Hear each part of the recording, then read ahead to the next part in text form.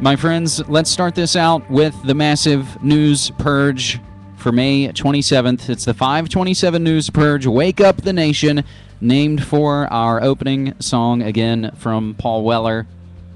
We're going to get through all the ugly media and the memes and the murder and the mayhem and the war whores and the geopolitics and the econo crash and the drug war. But first, let's get some of the latest 9/11 updates. First up, from Steve Watson, former CIA officials admit to faking bin Laden video. Military psyops took over the operation after intelligence project failed to take off. 2 former CIA officials have admitted to creating a fake video in which intelligence officers dressed up as Osama bin Laden and his cronies in an effort to defame the terrorist leader throughout the Middle East. The details outlined in a Washington Post article by investigative reporter and former Army Intel case officer Jeff Stein. Stein's sources told him that during planning for the 2003 invasion of Iraq, the CIA's Iraq Operations Group considered creating a fake video of Saddam Hussein engaged in sexual acts with a teenage boy, then flooding Iraq with copies of the tape. That idea, along with faking Iraqi news bulletins, never came to fruition, according to the former CIA officials, because agreement on the projects could not be reached between the Iraq group and the CIA's Office of Technical Services. However, the 2 sources reveal that the agency did previously concoct at least one fake bin Laden video, with a quote from the Post. The agency actually did make a video purporting to show Osama bin Laden and his cronies sitting around a campfire, swigging bottles of liquor and savoring their conquests with boys. One of the former CIA officers recalled, chuckling at the memory. The actors were drawn from some of us darker-skinned employees. The former officials told Stein that the project was taken over by the military after it ground to a halt. The reality, the former official said, was that the agency really didn't have enough money and expertise to carry out the projects. The military took them over, said one. They had assets in Psy-War down at Fort Bragg. This latest revelation bolsters evidence that the intelligence agencies, and perhaps more significantly the military, have been engaged in creating fake bin Laden videos in the past, as has been exhaustively documented. Intel Center, the U.S. monitoring group that routinely releases Osama bin Emmanuel Goldstein audio video, much of which is proven to be either rehashed old footage or outright fakes, is an offshoot of iDefense, a web security company that monitors intelligence from the Middle East. iDefense, heavily populated by long-serving ex-military intelligence officials, with people in the Defense Intelligence Agency connected to Rumsfeld. Intel Center notoriously released the Laughing Hijackers tape and claimed it was an Al-Qaeda video, despite the fact that the footage was obtained by a security agency at a 2000 bin Laden speech. Lastly, we'll importantly note that Intel Center was also caught adding its logo at the same time as Al-Qaeda's so-called media arm, As-Sahab, added its logo, proving the 2 organizations were one and the same.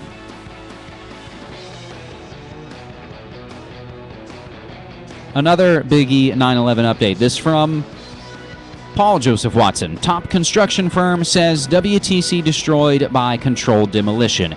Respected Middle East expert and former BBC presenter Alan Hart has broken his silence on 9/11 by revealing that the world's most prominent civil engineering company told him directly that the collapse of the Twin Towers was caused by controlled demolition.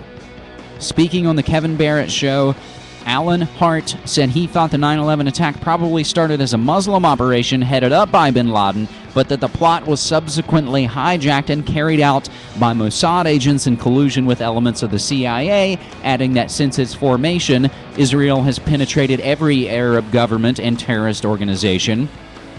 My guess is that at an early point they said to the bad guys in the CIA, hey, this operation's running, what do we do? And the Zionists and the neocons said, let's use it, said Hart, making references to how top neocons like Rumsfeld, Wolfowitz, and their fellow Project for a New American Century authors had called for a catastrophic and catalyzing event like a new Pearl Harbor.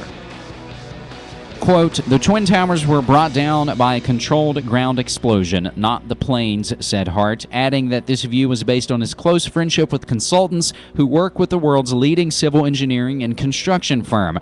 Hart asked the company to study the collapse of the Twin Towers, after which they told him directly, quote, "There's absolutely no doubt whatsoever that the towers were brought down by a controlled ground explosion."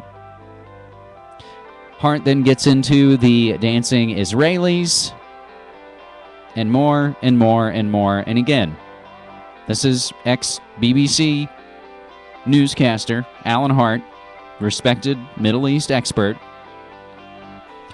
More evidence of controlled demolition. Now, as we've said many, many times on Media Monarchy,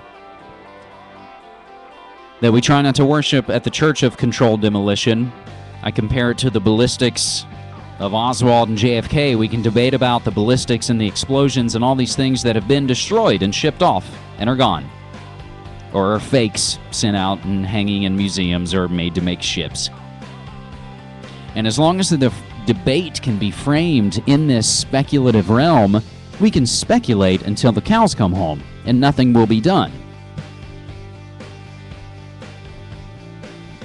But if we can talk about the drills, the prior knowledge, the warnings, the stand-downs, the infiltration, the visas, the insider trading, all of the documented things, that, I think, gets more to the heart of the official conspiracy theory of 9/11.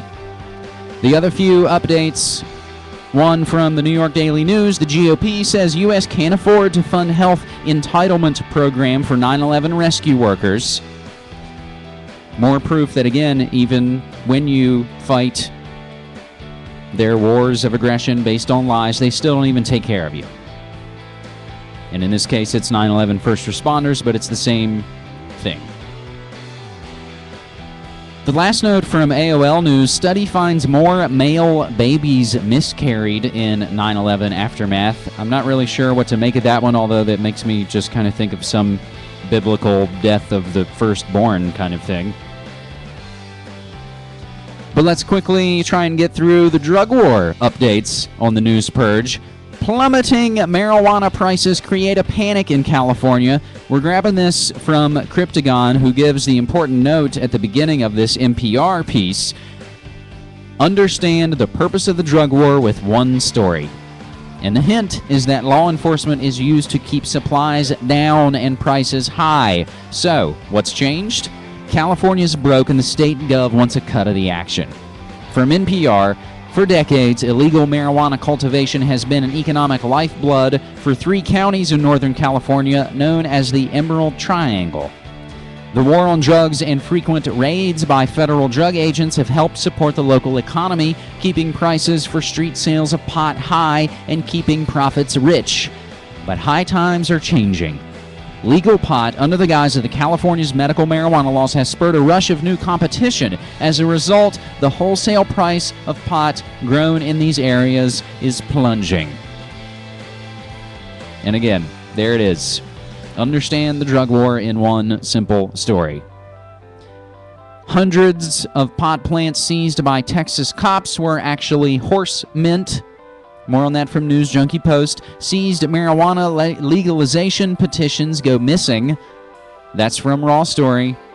And, of course, we've noted that even though it seemed like Holder said we weren't really going to prosecute any kind of low-level marijuana events or ops. But it sure seems quite the opposite, like many of the things that come from our puppet administrations. They say one thing and do another. They fake left and move hard right. The last drug war note ties into so much of what we're going to go over this week and have been going over for the past few weeks. A new Inspector General report shows, and we get this from finance.yahoo.com, meth and porn use by the drilling agency staff. That, of course, connects to the Gulf oil spill.